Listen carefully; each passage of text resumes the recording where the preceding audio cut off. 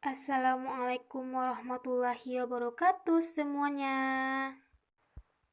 Perkenalkan, nama saya Wenita Saputri dengan NIM 2118025 dari lokal PAI 5A, Program Studi Pendidikan Agama Islam, Fakultas Tarbiyah dan Ilmu Keguruan.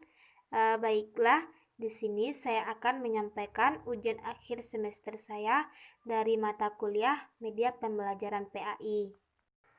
Pada kesempatan kali ini, saya akan membahas tentang akhlak tercela kepada Allah Subhanahu wa Ta'ala.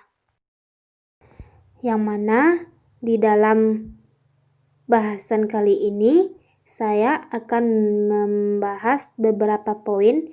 Yang pertama, riya. Yang kedua, nifak. Riya. Pengertian riya. Riya dalam bahasa Arab artinya memperlihatkan atau memamerkan.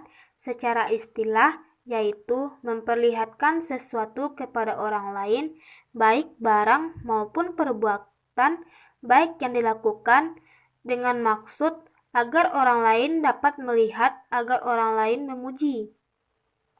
Riya juga berarti sum'ah, yakni ingin memperoleh pujian dari orang lain atas kebaikan yang dilakukannya.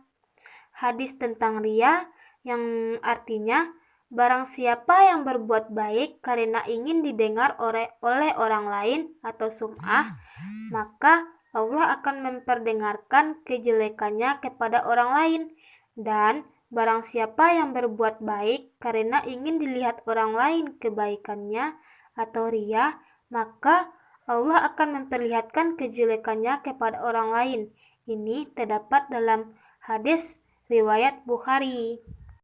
Selanjutnya yaitu contoh-contoh perbuatan riya. Yang mana di sini akan saya bagi dua juga, yaitu perbuatan riya dan akibat buruk dari riya. Yang pertama yaitu perbuatan riya. Poin A-nya, sifat-sifat yang melekat pada diri seseorang seperti suka meletakkan sifat-sifat mulia pada diri sendiri.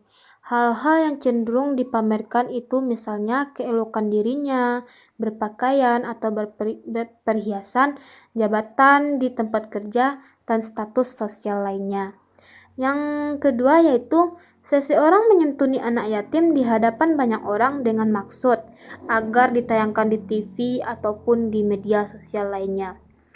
Akibat buruk dari riya apa-apa saja. Yang pertama yaitu menghapus pahala amal baik. Ini terdapat dalam Quran surat Al-Baqarah ayat 264. Yang kedua, mendapat dosa besar karena riya termasuk perbuatan syirik kecil. Yang ketiga, tidak selamat dari bahaya kekaran karena riya sangat dekat hubungannya dengan sikap kikar. Ini terdapat dalam Quran surat Al-Baqarah ayat 264. Poin selanjutnya kita masuk kepada nifak, yang mana pengertian dari nifak ini berasal dari kata naqqa al-yarbu, artinya lubang hewan sejenis tikus. Lubang ini ada dua. Ia bisa masuk ke lubang satu kemudian keluar lewat lubang yang lainnya. Demikianlah gambaran kepada orang-orang yang munafik. Satu sisi menempatkan keislaman, tapi di sisi lain ia amat kikir, amat kafir, dan menentang kepentingan agama Islam.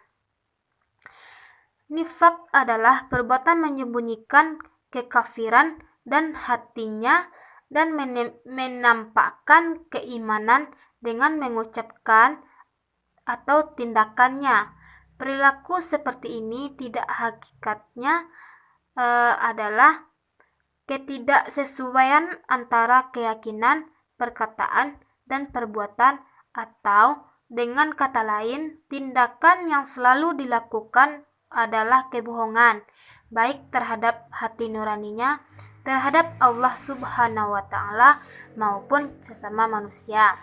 Perilaku ini juga disebut dengan kata munafik. Kategori nifak terbagi juga dua pembahasan. Yang pertama, nifak iktiqadi. Nifak iktiqadi i'tiqadi ini adalah suatu bentuk perbuatan yang menanyakan dirinya beriman kepada Allah Subhanahu wa Ta'ala, sedangkan dalam hatinya tidak ada keimanan sama sekali. Dia sholat, bersedekah, dan dia beramal soleh lainnya, namun tindakannya itu tanpa didasari keimanan dalam hatinya. Yang kedua yaitu nifaq amali. Nifaq amali ini adalah kemunafikan berupa pengingkaran atas kebenaran dalam bentuk perbuatan. Itu yang dibahas dalam kategori nifaq. Ada 2 kategori nifaq yang dibahas dalam pembahasan kali ini. Selanjutnya yaitu ciri-ciri perbuatan yang masuk ke dalam kategori nifaq. Yang pertama, tidak mampu menegakkan sholat kecuali dengan malas-malasan. Ia merasa ragu terhadap balasan Allah di akhirat nanti. Yang kedua, hanya berpikir jangka pendek yaitu kekayaan duniawi semata. Yang ketiga, terbiasa dengan kebohongan, ingkar janji, dan khianat.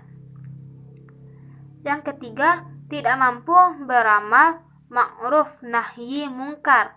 Yang terakhir, seringkali dalam membicarakannya menyindir dan menyakiti Nabi atau umat muslim lainnya. Itulah yang saya bahas di dalam slide saya kali ini. Baiklah, itulah penyampaian video saya kali ini. Kurang dan lebihnya saya mohon maaf. Saya sudahi dengan Assalamualaikum warahmatullahi wabarakatuh.